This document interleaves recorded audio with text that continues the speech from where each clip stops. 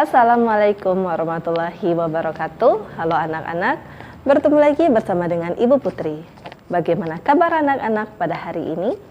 Semoga kita selalu dalam keadaan sehat, sehingga kita lebih semangat untuk melakukan aktivitas pada hari ini, dan tentunya lebih semangat untuk mengikuti pelajaran Ibu pada hari ini. Di video pembelajaran kali ini, Ibu akan menyampaikan materi pembelajaran untuk kelas 5, tema 8, subtema 1, pembelajaran 3. Namun sebelum kita memulai pelajaran kita pada hari ini, mari kita berdoa menurut agama dan kepercayaan kita masing-masing. Berdoa dimulai.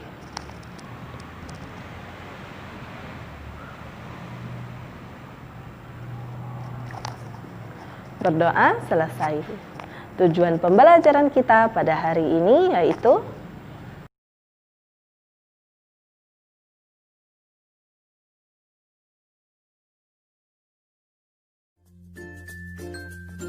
Rumah betang uluk palin.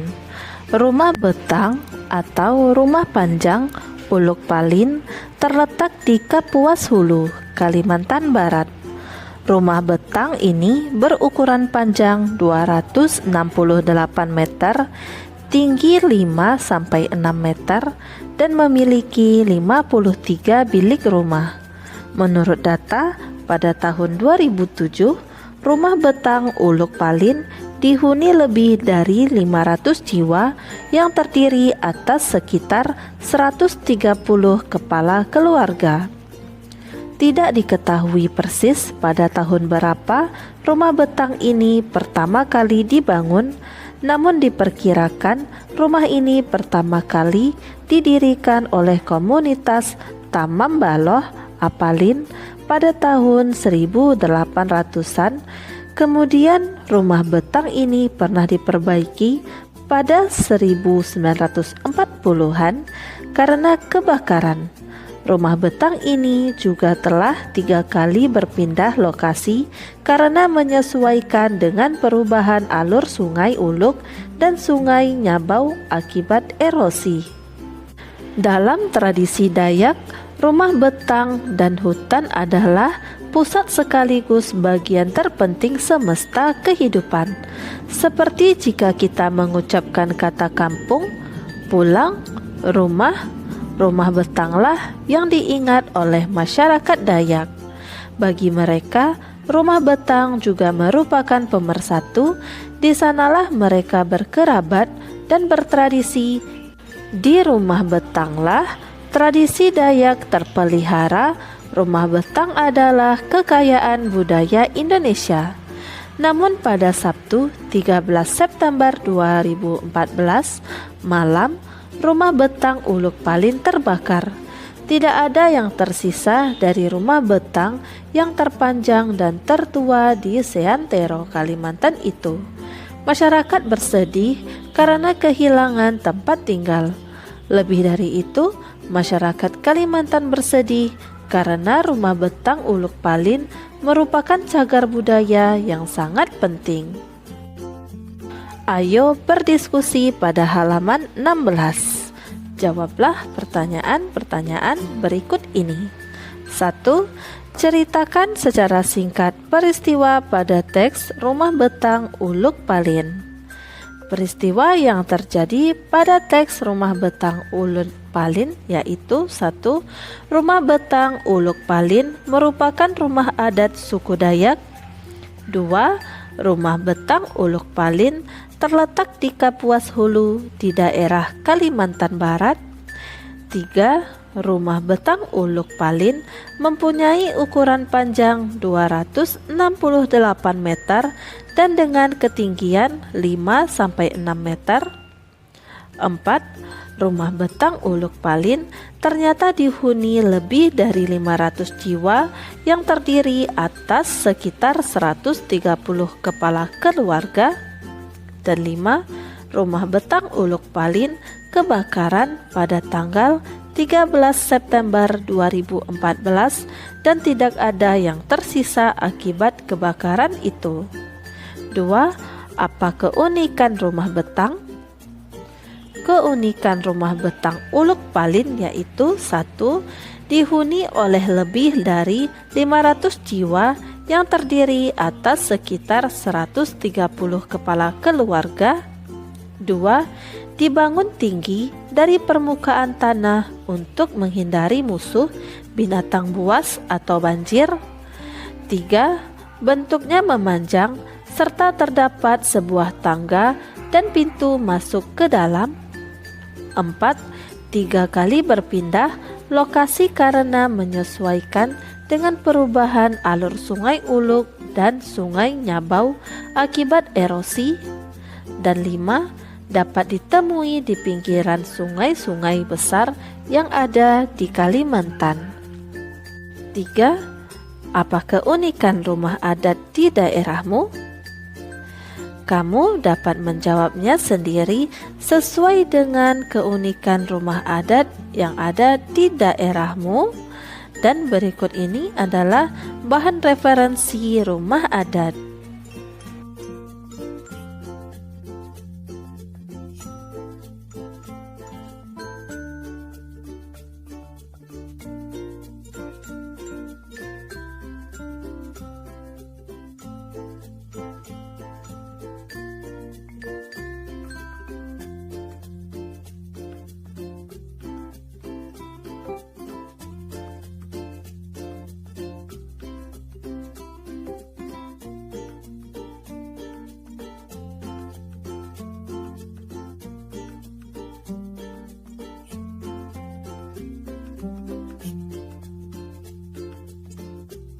Setelah kamu membaca teks yang berjudul Keragaman Budaya Bangsa di Wilayah Indonesia pada halaman 18 sampai pada halaman 22, selanjutnya ayo bermain peran. Kamu telah mengetahui keragaman budaya di Indonesia. Keragaman itu tentu diperlukan sikap toleransi di antara masyarakat Indonesia. Sikap apa yang dapat kalian terapkan dalam keragaman budaya masyarakat Indonesia? Buatlah naskah drama pendek tentang sikap toleransi, lalu mainkan naskah drama tersebut. Berikut ini adalah contoh naskah drama pendek tentang sikap toleransi.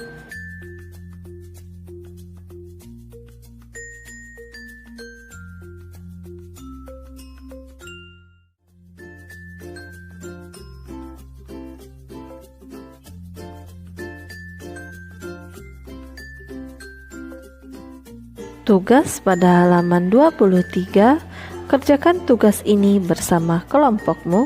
Setiap kelompok terdiri atas 4-5 siswa.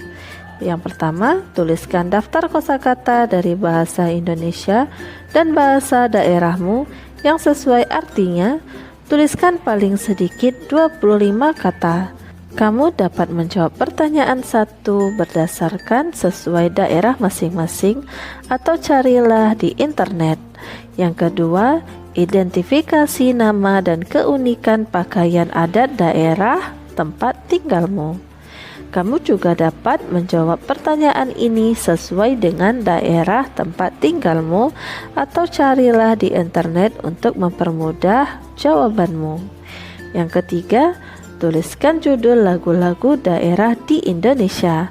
Perhatikan tabel berikut ini yang berisi judul lagu-lagu daerah di Indonesia.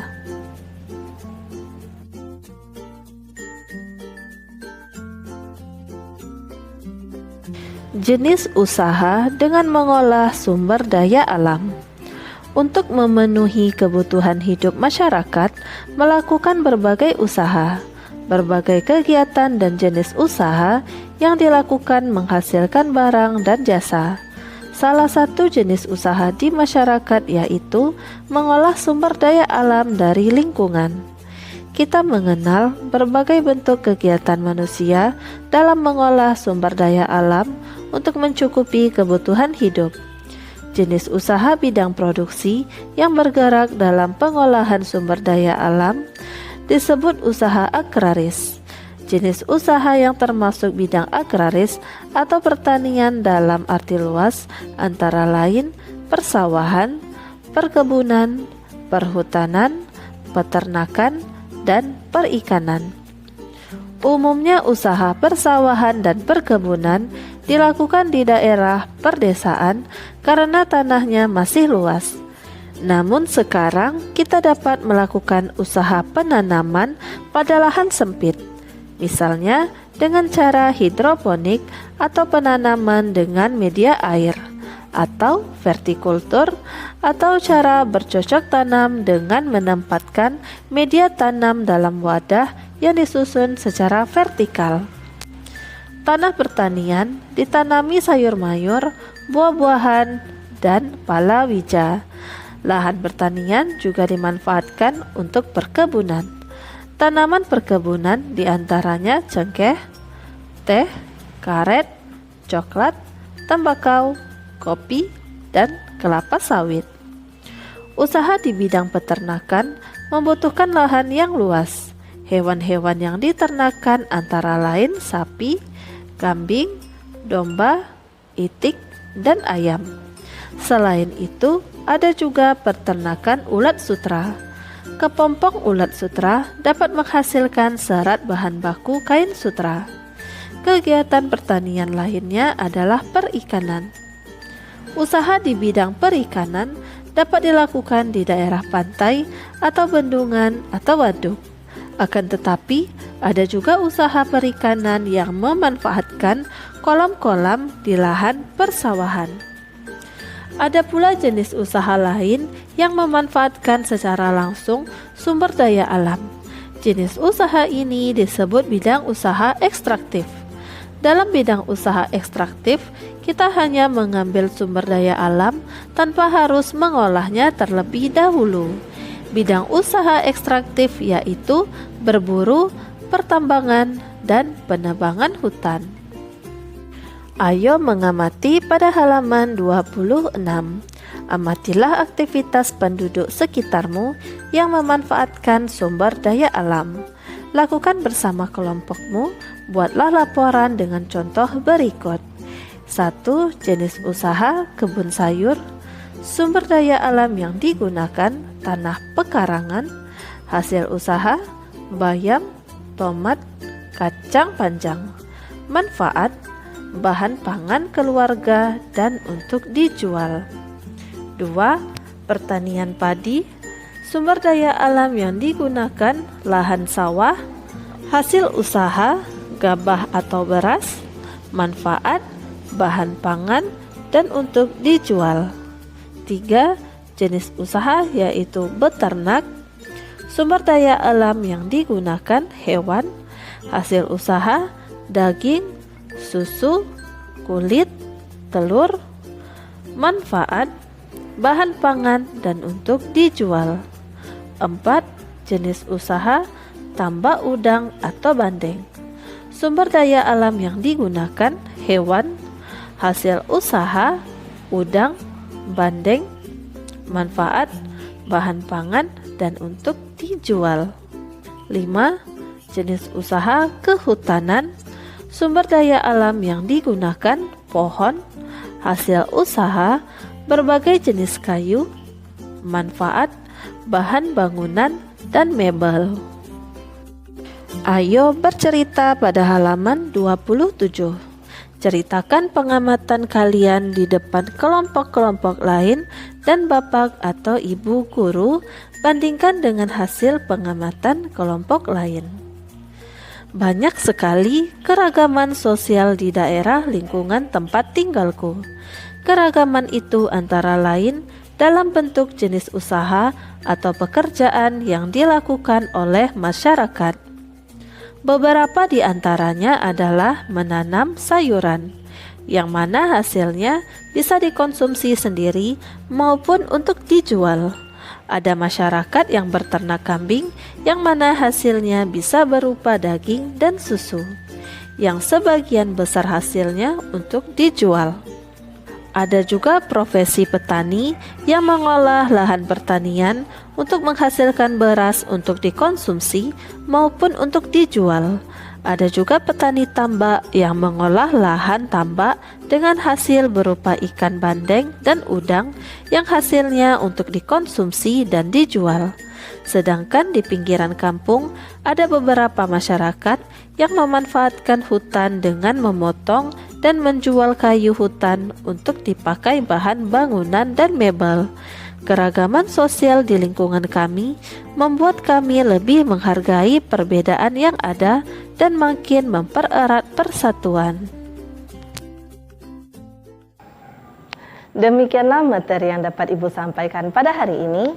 Semoga apa yang telah Ibu sampaikan pada hari ini dapat bermanfaat untuk dirimu dan menambah ilmu pengetahuanmu. Jika dalam penyampaian materi ada tutur kata Ibu yang kurang berkenan, Ibu mohon maaf.